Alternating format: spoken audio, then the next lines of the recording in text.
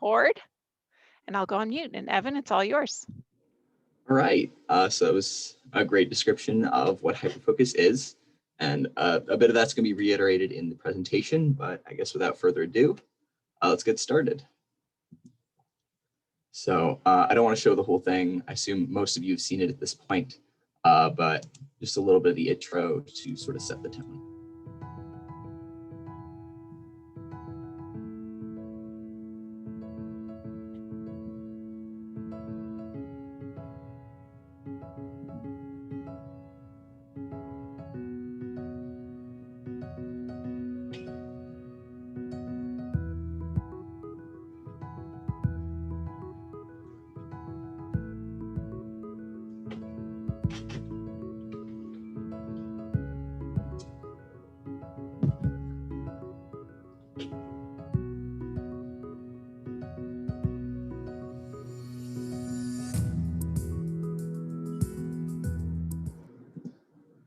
All right, so first, a bit about me. So I have always been an artsy kid. I draw on everything. Fun fact, that horse from the video, that is an actual doodle from an actual AP Calculus worksheet. See, there he is. Sorry, Miss Batch, I did that in class. Anyway, this wasn't really a problem until middle school. It was my first year at this new school, 6th grade, and long story short, I moved up to 7th grade math about a month into the year. I was a month behind everyone else. I didn't know anyone, and the teacher, who shall not be named, did things that made learning difficult for me. She isolated me in a desk in the back of the room, called on me for questions I clearly didn't have the answer for, and most of all, chastised me for doodling. Understandably, my grades sank in her class, and one day, when my mom was picking me up for a doctor's appointment, she followed me to the main office. She got my parents involved, and the year just got worse. I couldn't focus in class, I was edgy at home, and around October, when the situation was at its worst, a family friend mentioned that I might have ADHD. My parents got me tested, and I was diagnosed with ADHD. The specialist who diagnosed me recommended a medication and a 504 plan, both of which we tried out, and I'm still on the meds, and they do wonders for helping me stay focused. And the 504 plan allows me to doodle in class, which it turns out was helping me focus. Who knew? These measures worked, and I've grown to accept my ADHD. It's not a superpower, and it's wrong to expect it to be. But I found that it's also not entirely a curse. The HyperFocus that became the title of the show can be something that causes me to lose 2 hours of my life playing solitaire before I realize what's going on, but it can also help me focus hard on getting a big project done in one sitting. Managing ADHD is never easy, but knowing about it helped me to figure out the place it has in my life and how my life can exist around it. So what was the goal here? This project went through a lot of changes from start to finish, but I'm going to try and cover it all here. Let's start with the basic timeline of events. So first I needed to learn how to write a play. I wanted to write a cohesive educational narrative that would be appealing to middle and high school students. I would publish said play and get it out to theater festivals that could put it on. This actually never happened, but it was the original goal. So as I wrote, people started to offer to be in my cast, and I thought, okay, let's put it on at Runlit. I learned how to organize people and to balance schedules. When the script was finished and I had a full cast, the next challenge was finding a stage to rehearse. And the pandemic hit. The skill here was one I didn't plan on learning. I had to figure out how to pivot this project that was almost a year in the making and change it into something completely different. I did not give up, and it was really hard. The next smaller step was to learn how to voice act. The first idea was to change HyperFocus into a podcast, a very different medium than before, and that required that I learn how to portray character through voice alone, as well as critique and direct others' performances. The big one, I didn't think the show worked as a podcast. It didn't have the same punch, and large parts required some kind of visual. When I decided to animate it, it was not a small decision. One person doing 22 straight minutes of animation in a little under 2 months is no small task, but through time management, an efficient but I think appealing art style, and that HyperFocus I mentioned before, I managed to create a high quality product that I'm very proud of. And the last step was getting my show out to schools and ADHD activists where it can make a difference. We have now reached the part of the presentation where I actually talk about my ELO and how HyperFocus helped me to fulfill the competencies of said community service ELO. So How am I qualified to talk about ADHD, and how do I demonstrate that understanding through HyperFocus? Let's start with qualifications. Qualification 1, my brain. I know how an ADHD-infused teen works because there's one of them living in my head. I've dealt with this disorder my whole life, and I know what I've learned about how to cope with it and what helps. I was also helped by several friends of mine, all with ADHD, whom I interviewed at the beginning of the writing process. Qualification 2, my research. From the beginning, I wanted this show to be educational, but more importantly, accurate.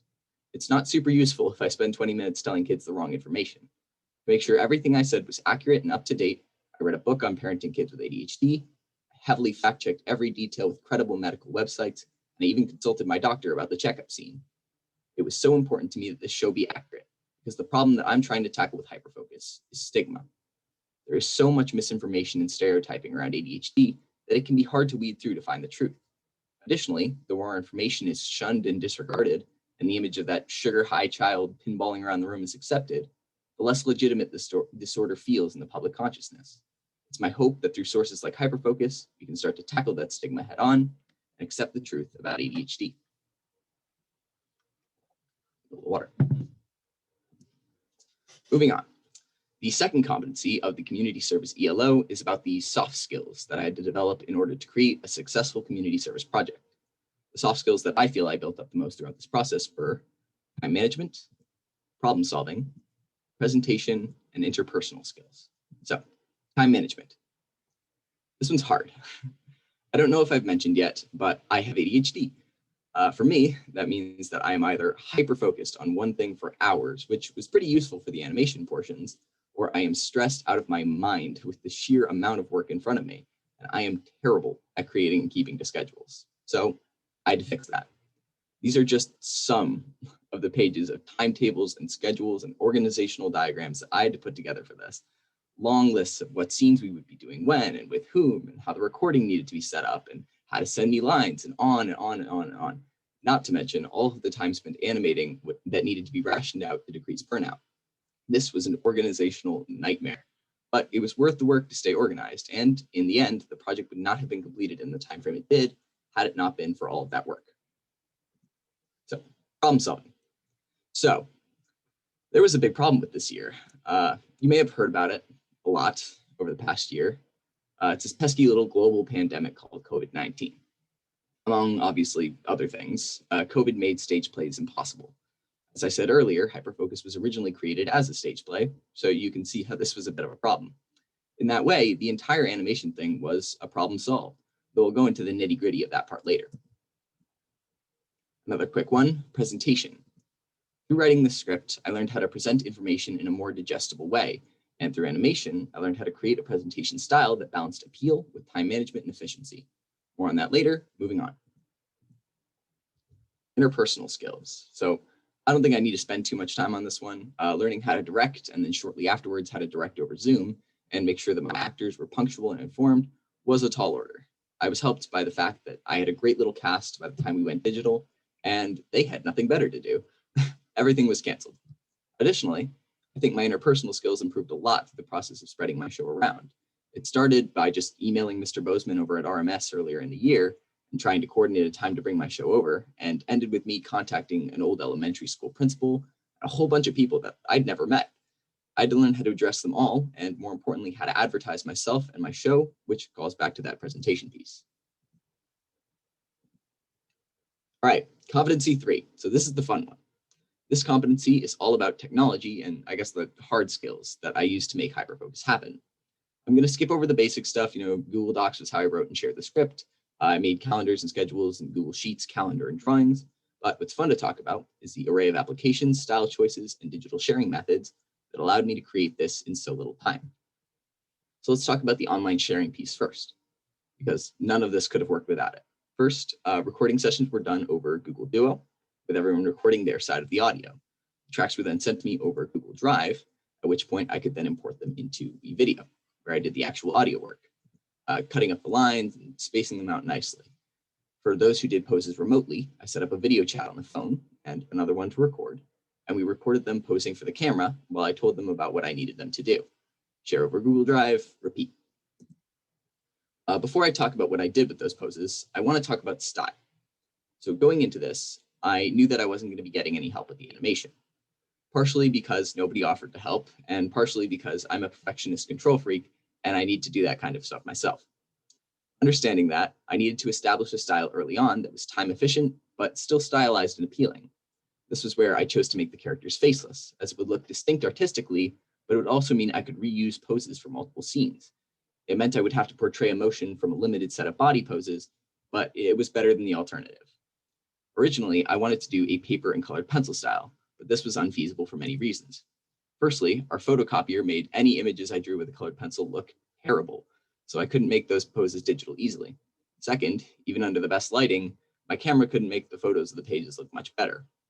Third, it took a while to make the two poses and the background that you see on screen before anything digital could be done to them.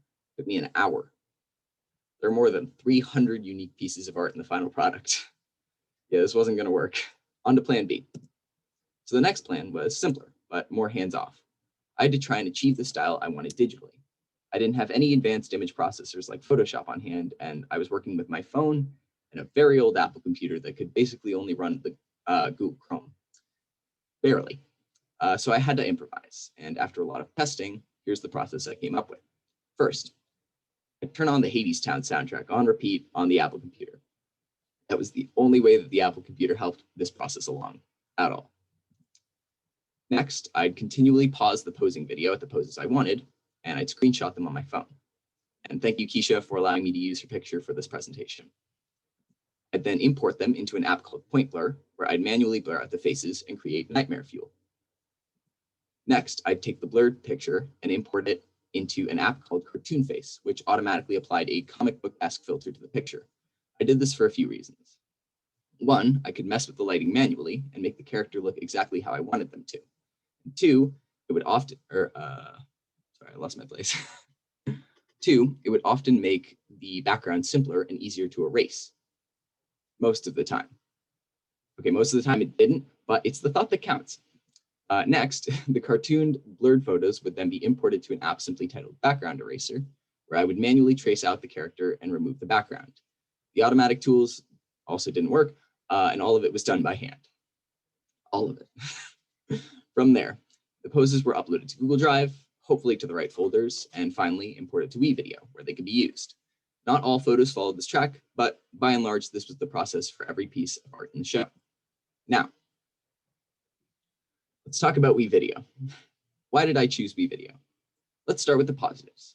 It was free, or at least prepaid for through the school, and it wouldn't put a watermark on my video. Additionally, it worked in a browser, so I could edit on the old Apple computer. Thus ends the positive section. In short, the problem with WeVideo is that it is a video editing tool, not an animation tool. I couldn't crop photos, I couldn't tilt photos. Moving photos moved statically from one spot to the next over a set amount of time. Using this tool was a nightmare. I could go on and on about why this tool was terrible for this job, but I'll spare you the technical complaints. Just know that WeVideo was a challenge to use from start to finish, and if I could do it again, I'd spend a little more time finding a better animation app. I had wanted a style similar to the show app that Erased, which served as an early inspiration for me, but I ended up having to settle for more of a puppet theater aesthetic, which in the end is fine. All right, conclusion slide number 1 out of 403. I'm just kidding, it's almost over. So big picture, do I see myself writing another play, especially writing another educational one? I'm not sure, but probably not. I enjoyed learning how to write dialogue, and I have a lot to learn, but I don't think I'll be making a career out of writing anytime soon, especially not edutainment writing. That stuff is hard. So what about animation? Maybe. I think the part of this project that I'm most glad happened was having to animate the show. I've experimented with animation in the past. I did Lego stop motion animation when I was little and stick figure fights and the like throughout middle school, but I'd never really tried to animate a serious planned out narrative before. And I really enjoyed doing it, even when grappling with WeVideo. I can't say for sure that I'll be majoring in animation in college, but I'll for sure be working with it and experimenting around further. The more HyperFocus took shape, the more I realized that I was making this for me, as well as the kids that it could help educate. If I'd known half of what's in HyperFocus back in that middle school class, I know things would have played out differently. Knowledge is power, and the more that everyone who deals with ADHD knows about the condition, the more we can remove that stigma and learn how to better cope with ADHD. I hope HyperFocus can be a part of that. I hope I can be a part of that. All right, before we get to thank yous, I need more water. All right, so the big thank you section. I'm going to try and go in chronological order. Also, I didn't write any slide cues on this one, but hopefully everyone gets a thank you. So I want to thank Ms. Batchelder first for helping write the math scene, Ms. Dater and Kaylee Graziotto for reading and editing the early script, and of course, Keisha Johnson and Charlie McKee for helping with the character writing, as well as being in the final show. I want to thank Mr. Haytab for agreeing to be my adult advisor and helping me visualize the staging and scheduling for live rehearsals. We didn't get to put most of that to work in the end, but I really do appreciate all of it nevertheless. I want to thank Mr. Herbert for helping me out in a similar vein. Even though we never got to do anything with all of the work, you helped me to figure out a plan to use the high school stage for rehearsal in tandem with the CHS Theater Club, and I'm very grateful for that. I want to thank Mr. Rockwell for helping me to set up HyperFocus as an ELO. I know I didn't make it easy with the weird time of year and, COVID, but you stuck with me the whole time, and here we are. I am finally giving the final presentation.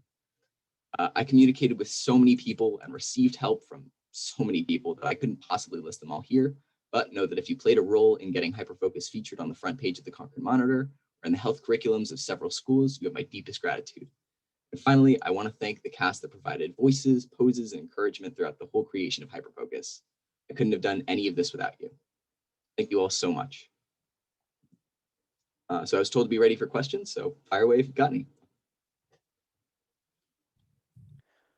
Thank you, Evan. That was awesome. Really, really fun. My cheeks hurt from smiling. It was really enjoyable to be a part of this. For those of you who have never gotten to see an ELO presentation before, this is like the joy of my job. It is so fun. Well, the other joy is actually working with kids who are doing amazing things, and I get to see it from the start to the finish. But this part is so special. Like, this is why schools want to do extended learning opportunities, because the growth that happens in this kind of self-directed learning is, we need that in addition to what you guys are able to teach in the classroom. And every kid should leave middle school and high school with opportunities to have done this kind of learning.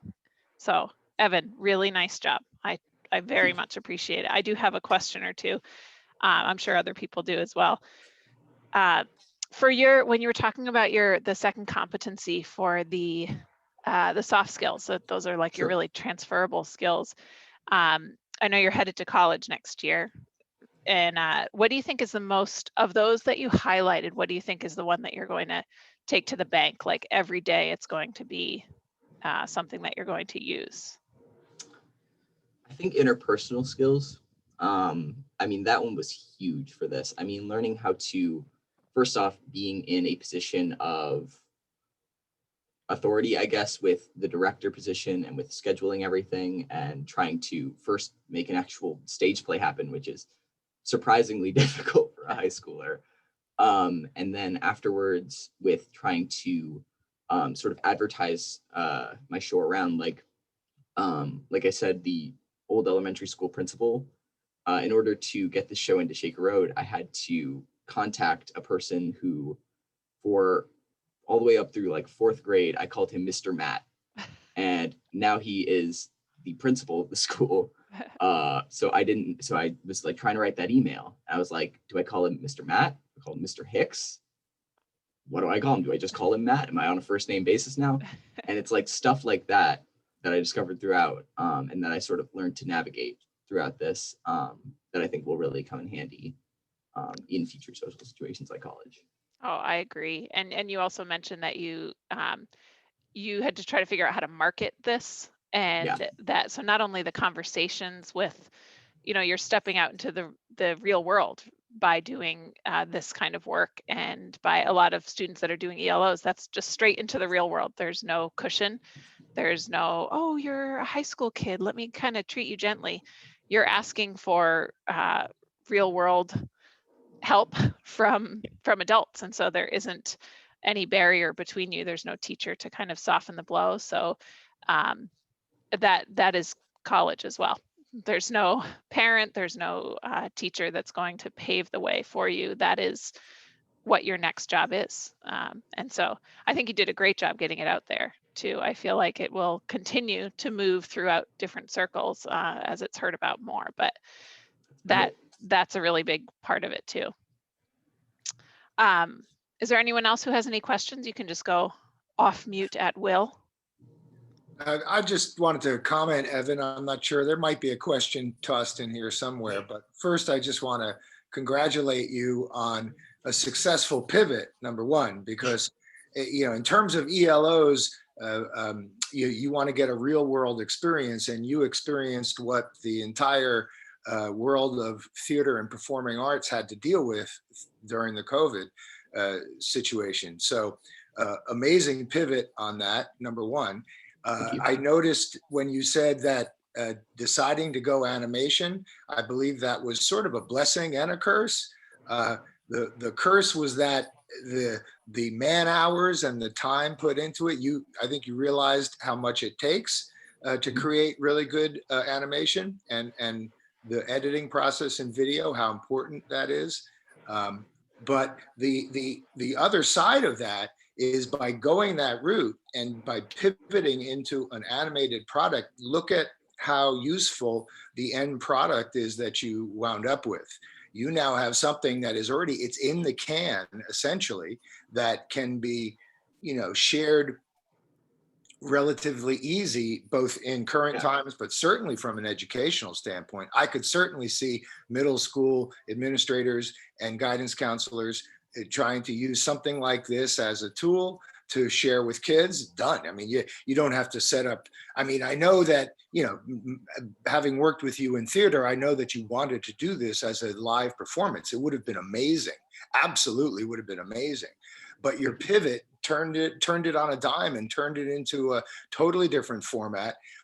And your control of the animation, I bet that was really the blessing part of it from your standpoint. I mean, I've listened to you and your brother argue over dramatic content and intent in drama for years, and you guys have such heady arguments, and you're always thinking on such high levels. Like, both of you are directors, so this was an easy sort of an easy task for you to take on. But I realize how much man hours and effort you put into it, and it's over the top. But I just want you to realize that your pivot now gives you something that is a very valuable tool, and just comes in a different package. And your choice with that animated thing and the face out thing, brilliant from an aesthetic standpoint. Bravo, my friend. Thank you. Bravo. Evan, I just wanted to say, well done, outstanding. I watched the video. Can you hear me? Yes. I watched the video, and I love to get more of the background. At one point, you mentioned if I knew some of this information when I was in middle school, I would have been, on a different or higher level, presumably. So, tell me a little bit about your marketing, and tell me a little bit about who has seen this and who do you want to see this? So something awesome about YouTube, and especially the Concord Monitor, because they put my show on the front page, which was incredible. That was the coolest thing that happened all summer. Unfortunately, they didn't include a link or how you could go watch it. But regardless, enough people found it that it's already got over 300 views on YouTube before any classes have seen it. And that number is only going to rise. I know Shaker Road has already put it into their curriculum. There are 2 separate courses at John Stark that are going to be using it. And then the health department will be meeting reasonably soon. I don't have the date on that, but they're going to be debating adding it first off this year as just an easy sort of remote hybrid lesson for health classes. And then more likely as a consistent yearly thing for either the middle school or the high school to show as part of their health curriculums. And that's cool. And it being sort of that animated format means that it can survive long after sort of I'm not connected with those communities anymore. I will more than likely be personally visiting those classes for at least this year to do sort of a Q&A, to do sort of a interaction with the classes that show it, and just sort of get their feedback and know how they feel, and possibly help out those kids, because I really do mean what I said about if I'd known in middle school, because before that family friend told us about ADHD, we just had no idea. We didn't sort of register, oh, this might be a legitimate diagnosable condition. It was, I mean, neither of my parents are the father from HyperFocus, but some of those things were said because we just didn't know, he just needs to focus more. He's spending too much time on video games, and it's all not connected. So if we had known, I know it would have played out differently. Well, I just get the sense that that 300 is just a drop in the bucket, and with all of the with the professionalism, with the detail, it's presents really well. You have a really good voice. The animation is brilliant. All those pivots that you had to do just came out to an amazing result. So, oh my gosh, it just feels like it could be used in so many very positive ways, especially for younger students or for people training to be teachers and learning, the student perspective. So, congratulations on that. And I think the 300 is a drop in the bucket. And lastly, it's taking something that a lot of students look at as a deficit and spinning it and saying, with a little bit of spin, pivot, and tweaks, I can excel. And I think that'll be inspirational to many, many kids. So, I think it's a home run. Good for you, and forge ahead. Thank you so much. I just wanted to add, I love the I didn't really realize it when I watched it the first time, but the, what is it, blurred face, it's got a name. It just kind of helps me think you could see a whole bunch of different people in the same person. Like I can Yeah. see bits of lots of different kids that I've had in class. But I also was thinking in terms of like teacher preparation programs, like before you do Ed 500 at or when you do Ed 500 at UNH, this would be a really useful piece of information. Oftentimes people will say, this is what it's like to be this kid, and you can't really get a sense of that. I did have one hearing specialist, I guess it must have been, for a student that was hard of hearing in my class, and they gave a paragraph and they said, this is what the student's going to hear from this paragraph, and there's all these missing blanks, and it like was a visual clue for me that, wow, I really didn't think about what it must be like from that perspective. And this really allowed me to sort of have a sense of what that could be like. And I so appreciated it. My husband watched it with me. So he was like, hey, yeah, I'll watch that. That sounds kind of cool. He was like, a kid did this? I'm like, yes, a student from my class did this. He's like, super professional, and it just really enjoyed it. So I just want to say congrats on that. Thank you. And I do want to say on the faceless thing, that is totally right. I didn't initially like plan it that way, but it did come out, and a lot of people told me that, where it does sort of support the main theme of the show, which is this could be anyone. Because this isn't my story. It's partially my story. There's bits of it, but it's also partially all those kids that I talked about that I interviewed, a bunch of just sort of, I went around on different forums online to just sort of find other people's points of view and other people's stories and other people's ways of describing their condition and how they put it. There's a really interesting cartoonist that sort of makes tic-tac-toe boards of her symptoms of ADHD and how she deals with them. They're incredible, and a lot of it came from places like that too. So I do think the faceless aesthetic really does support that. I'm grateful that people have been seeing that and people have been picking out something that I didn't even manage or plan to do. Well, and not to hog the time, but I have to say that came out as brilliant, because you really can, you don't get distracted by trying to figure out the personality of the person through their face. You really do. It really does allow you to put anybody's face on that person. So that came out as brilliant. Also, the other thing I noticed was your tone of voice is really good. I wonder if you've even been coached or had voice lessons or something. And then the other part of that is your timing. Your timing was really good. So, kudos to you for that, because it comes off polished and very professional. And the one question I had was, I wonder why you didn't get Miss Batch didn't give you some art credit for that the little donkey scribble. That came out pretty good too. So I was kind of hoping I'd see like a little +10 down there, but I don't know. That's just me. I mean, I have the same question, Ms. Batch. I mean, if you'd like to address the group. I'm not sure which competency that fits in math, but we Let's might see, be able to let's get you see. some like art credit in there. Yeah, maybe art of Yeah. proportions or something. I don't know. It's outside the This was a box. quiz. This was a quiz. Yep, that is, it's right there at the bottom of the quiz Yeah. on 2.3 and 2.4. Hey, one more thing, Evan, I wanted to mention, in looking for potential either market or application for this, somehow maybe we tap into Concord High admin or their connections or contacts with DOE. It would be probably good to get this somehow, get people at DOE aware of this. A student created product like this could be something they could help promote. That would be awesome. True. I'd be all about that.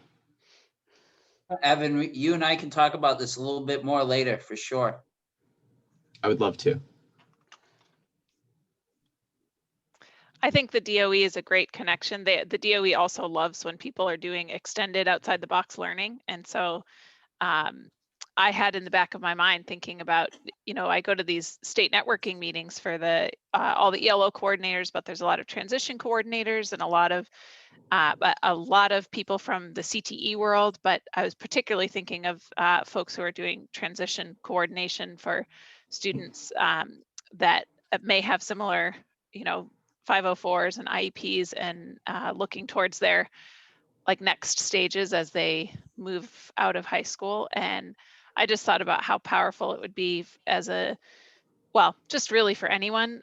But my husband watched it too, and he has ADD. And when you said, I wrote down a perfectionist control freak, I was like, oh, ding, ding, ding. I know one of those.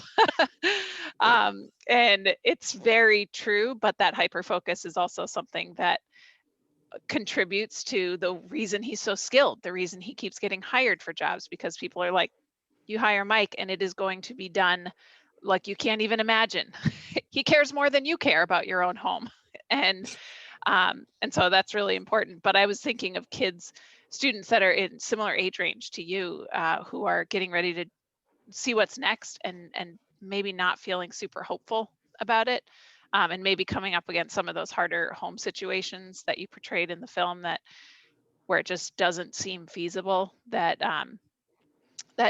family or their support system is really going to accept or encourage what's next. I just thought about them really as a way to spread the word, but then using the ELO network, the ELON, is also connected to the DOE. So there's some good inroads there. And this kind of work is just, this is like top level. It's really amazing.